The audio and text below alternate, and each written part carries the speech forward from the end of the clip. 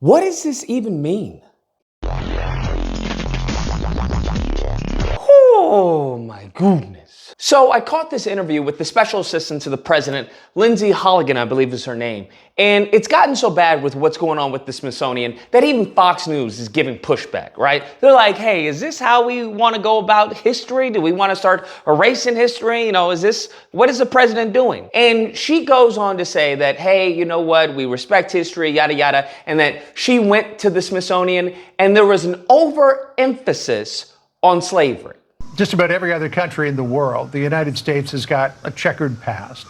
I mean, what should we do in terms of our museum? Should we ignore that? Should that be massaged in a certain way to make it less significant? I mean, some of the worst episodes in our history were formative experiences that led us to where we are today, and those typically are reflected in museums. Yep, I think the fact that we had our country was involved in slavery is awful. No one thinks otherwise.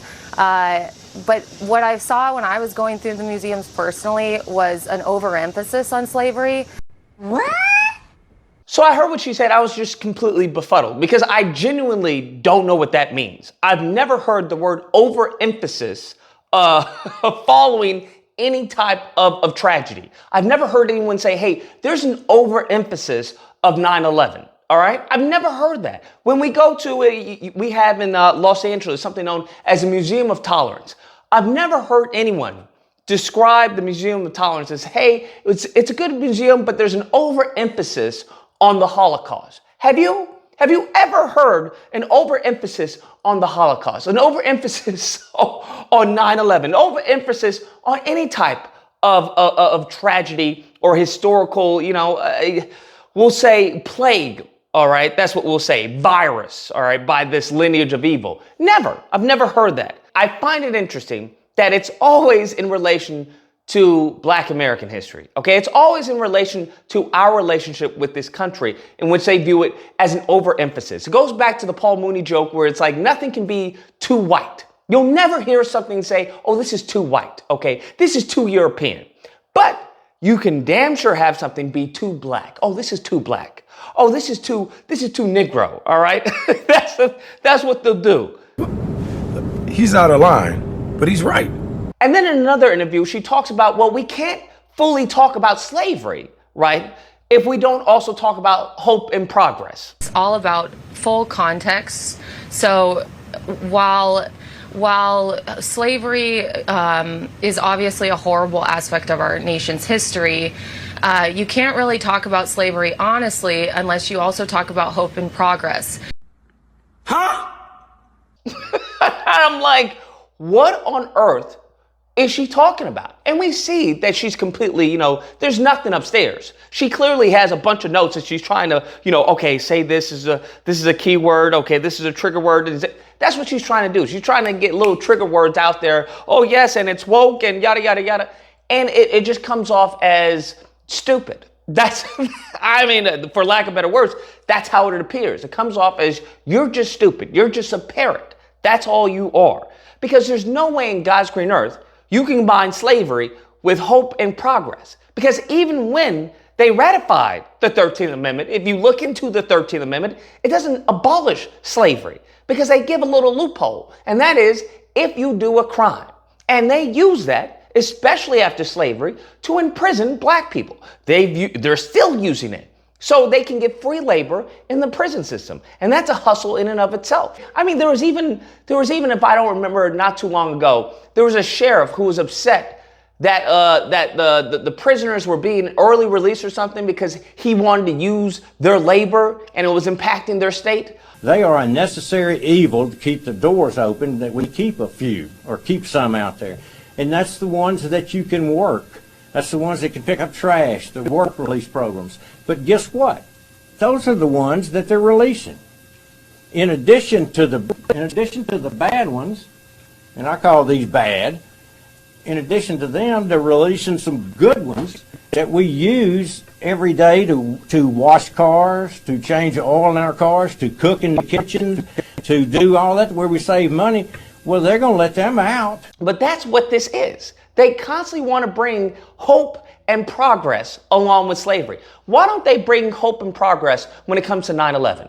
Why don't we bring hope and progress when it comes to the Holocaust? Right? I've never heard anyone say, well, we can't truly talk about the Holocaust unless we include the hope and progress. That's what we have to include. And I find it interesting because you have to take a step back.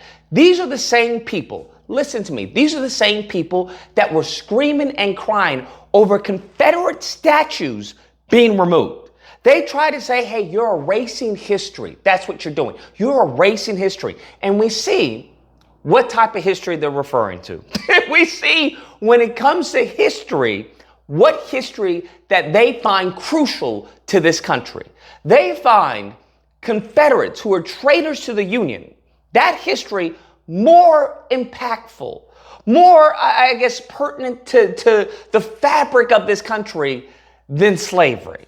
That's what you have to understand. That, well, we can't talk about slavery. We also have to talk about the 13th Amendment. And this goes back to what I said. They always want to, have their cake and eat it too.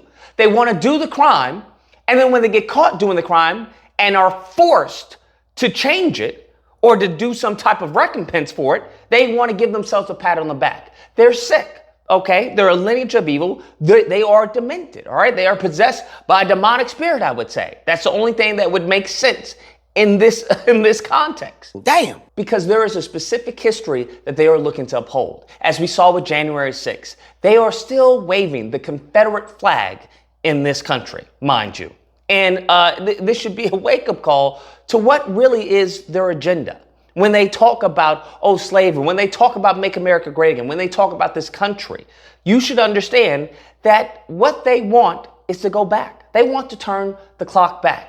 And what they want is to minimize their evil, their wicked behavior that has followed them throughout history, hence why I say lineage of evil, and they want to uplift and in some cases be hyperbolic with how much the country has transformed, right? With how much progress has been made. And if you start looking at the data that they themselves release, you start to realize how little progress has truly been made. There's so much little progress that they're trying to eradicate civil rights in every shape or form. That's how little progress is being made. Because what they do is revert back to their original selves. It's like someone trying to put up a charade. Oh yeah, I love you guys. You guys are my brother, yada, yada. But there's a breaking point. There's a breaking point for every racist. There's a breaking point for every lineage of evil where they can't fake the funk anymore. Where they go back to their original setting. And their original setting is evil. Anyways, guys, that's a video. Let me know what you guys think. Whether or not you believe, well, Lucas, slavery and, the Holocaust is very different, mind you, very different. Or if you believe, I agree, it is very different. One happened here in the United States, the other didn't. One group of people had reparations, the other didn't. One group of people, it happened, 6 million, they say? Another group of people, hundreds of millions, all right? We can go, the list goes on and on and on. So yes, I agree with that statement. It is very different, but it seems there's an overemphasis on one as opposed to the other. Nevertheless, if you happen to disagree, you know where to find me Thursday through Saturday, Disagreement Day. You call in, we duke it out. Otherwise, I hope you guys enjoyed the video. If you did, please feel free to like, share, comment. Let me know what you guys think about this and subscribe. And that fun stuff. Till next time, guys, be amazing. But what I saw when I was going through the museums personally was an overemphasis on slavery.